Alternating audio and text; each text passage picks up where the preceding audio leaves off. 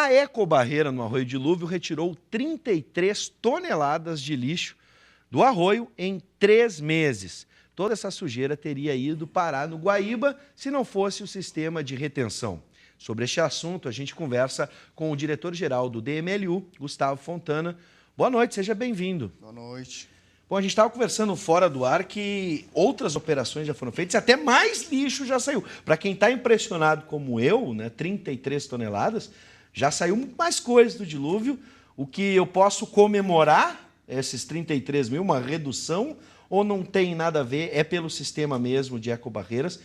E depois eu pergunto o que é o sistema, mas vamos nessa primeira perspectiva. É de se comemorar ou ainda estamos envergonhados? Sem dúvida, eu acho que Ecobarreira recolher 33 toneladas em quase 4 meses é um avanço. O DMLU ele retomou as limpezas do Arroio Dilúvio, agora de 2013 para cá, e nós já havíamos coletado mais de 200 toneladas. Então, o número de 33 toneladas demonstra que houve uma redução, mas é claro também que aquele passivo que existia foi coletado por essas outras limpezas que foram feitas. Sim. Mas, enfim, é uma questão que tem que ser trabalhada no dia a dia da cidade com relação à conscientização da população, porque esse resíduo ele não aparece ali como mágica, né? Alguém joga ele de maneira inadequada. Bom, então você entendeu aí de casa. Para quem pensou quando eu anunciei, né, 33 toneladas é muita coisa, mas você aí de casa sacou que já foi pior ainda, né? A gente pode comemorar de alguma forma, houve uma redução, mas ainda é muita coisa, Gustavo. 33 toneladas de quê? O que a gente encontra dentro do Arroio Dilúvio? A Ecobarreira ela atua principalmente naquele lixo, naquele resíduo que é flutuante, né? Porque o que é mais leve. E o que a gente enxerga muito é garrafa PET, lata, bola de futebol. Agora, na última semana, a gente identificou um grande número de cítricos. Houve algum descarte de cítrico muito grande. Nós estamos tentando identificar até mesmo para poder multar. E o que dá uma tristeza em relação a isso é que grande parte desse resíduo seria reciclável. Sim. Né? Nós temos cerca de 700 pessoas em Porto Alegre que vivem hoje da reciclagem formal. Sim. E esse resíduo, infelizmente, não pode ser reaproveitado. Porque na medida que ele cai no arroio, ele acaba sendo contaminado, porque ainda existe um esgoto que corre ali, né? Que o DEMAI vem trabalhando para diminuir, mas nós ainda temos. Sim. Em função até das ocupações regulares que tem ao longo do dilúvio. Então, é resíduo que se deixa de encaminhar para a unidade de triagem para gerar renda para as pessoas. Então, é uma importante informação. Então, a garrafa PET que é descartada no Arroio Dilúvio, ela não pode ser reciclada. Não pode porque ela é contaminada, infelizmente, pelo esgoto. Claro. Né? E na questão dos cítricos, laranja, bergamota, eu fico imaginando a condição desse descarte se não poderia ter sido transformado em alimento para muita gente. Exatamente. Né? Lamentável. Vamos entender o que é o sistema de ecobarreira, né? E diferenciar ele de outros procedimentos até que foram feitos já. Ecobarreira é uma iniciativa que partiu da empresa SafeWeb. A empresa SafeWeb procurou a Prefeitura de Porto Alegre, através da Secretaria Municipal do Meio Ambiente e do Departamento de Esgotos Pluviais, e propôs um sistema de barreira mesmo. Se tu fores ver, é uma barreira ecológica feita de uma espécie de boias com vegetação, que ela vai de um lado ao outro do dilúvio e ela faz uma espécie de proteção na foz. Né? As imagens mostram isso de maneira bastante clara. Sim. Então, qual é a ideia? De que todo aquele resíduo que vai sendo acumulado ao longo do dilúvio, quando ele chega na foz, ele é barrado. E a partir dessa barragem, se coloca num recipiente que levanta, que suspende, e então o DMLU passa lá várias vezes ao dia e coleta esse resíduo para poder, então, dar o destino mais adequado, que hoje, infelizmente, é o aterro sanitário e não as unidades de triagem, né? Como Lamentável. Eu coloquei. Bom, e se essa barreira não fosse feita, ia parar tudo no Guaíba? Tudo no Guaíba e depois a coleta praticamente impossível, porque teria que usar, inclusive, mergulhadores, digamos assim, para fazer a coleta. Nós temos, muitas vezes, nós fazemos coletas em toda a margem do Lago Guaíba, então não é só ali na foz que nós temos problemas com descarte regular, mas sim em toda a extensão. Mas a ecobarreira, muito embora seja um pequeno ponto de recolhimento, é um grande avanço. Sim. Nós, inclusive, temos que... É uma experiência que está sendo exitosa.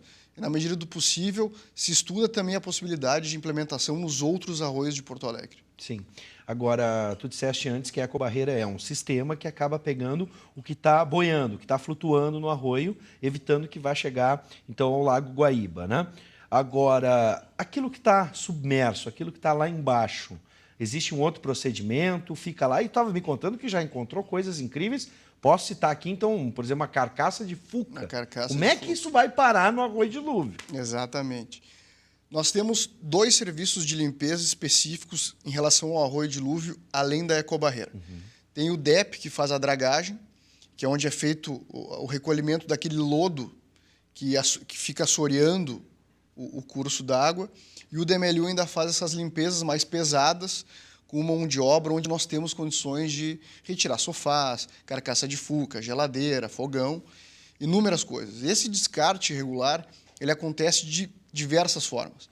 Desde as ocupações regulares que nós temos da Ipiranga até Viamão, não são os únicos culpados, por óbvio. Sim. Temos também a questão do descarte regular, que é feito a partir de falsos freteiros, digamos assim, são aqueles serviços que tu tem que descartar algum resíduo e geralmente tu opta pelo mais barato.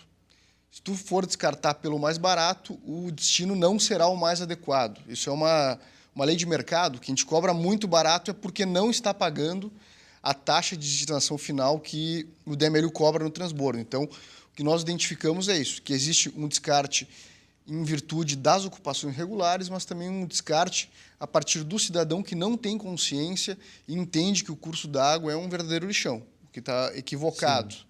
E vamos deixar claro que, como tu bem citaste, não são os únicos. Para quem vai botar, por exemplo, culpa em quem está numa zona irregular e que não tem, por exemplo, acesso a alguns serviços da cidade, e aí pode-se botar a culpa no mais pobre.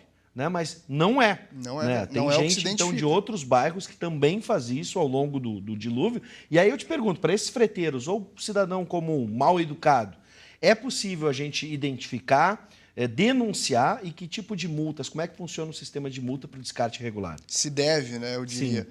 O DMLU ele fez uma alteração no Código Municipal de Limpeza Urbana no ano de 2014.